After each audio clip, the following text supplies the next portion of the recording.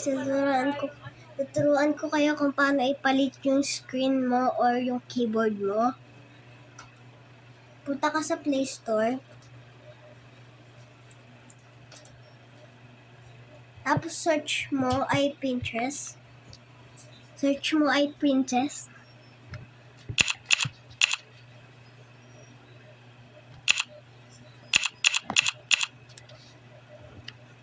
Yan. Ito yung nasa taas. Pindutin mo open.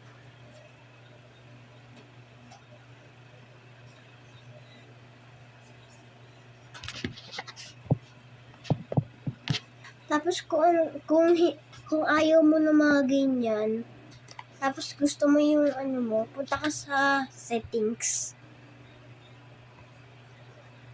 Tapos, pindutin mo yung wallpaper and style. Ito. Pindutin mo yan. Tapos kung ayaw mo ng yung dati mong screen, pindutin mo yung change wallpapers. Tapos pindutin mo to. Tapos ayan. Pili ka dyan ng picture na mga pinicturan mo na gamit, pinicturan mo na mga kunyari ito. Basta.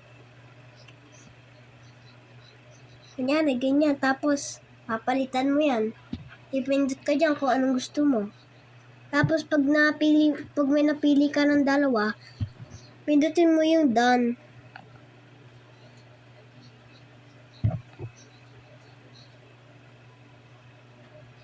Tapos, pindutin mo ulit ang done.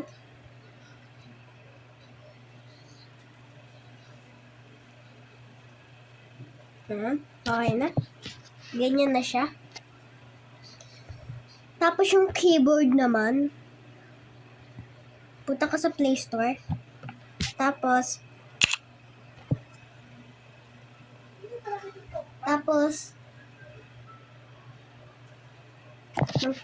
i-search mo Facemoji. Ayan.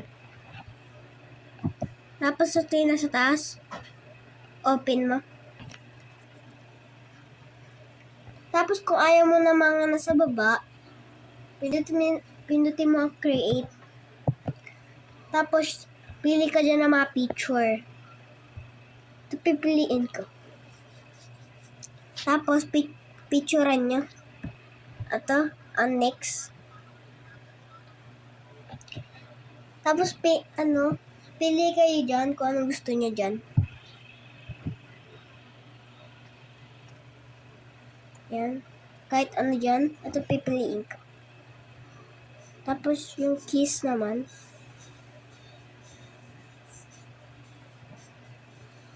Pindutin mo ito. Kung ayaw mo na parang yung may mga box.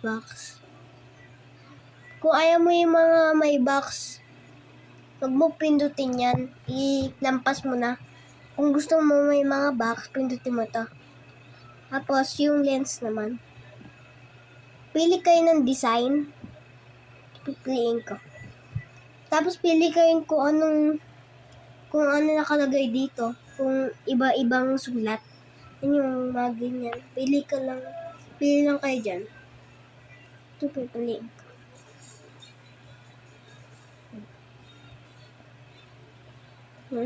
Tapos, yung swipe naman, pindutin nyo lang to. Tapos, yung effects naman, pili ulit kayo ng design. Tapos, yung sounds naman, kung ayaw mo yan yung mga nasa harap, pindutin mo ito yung nasa harap. Yan.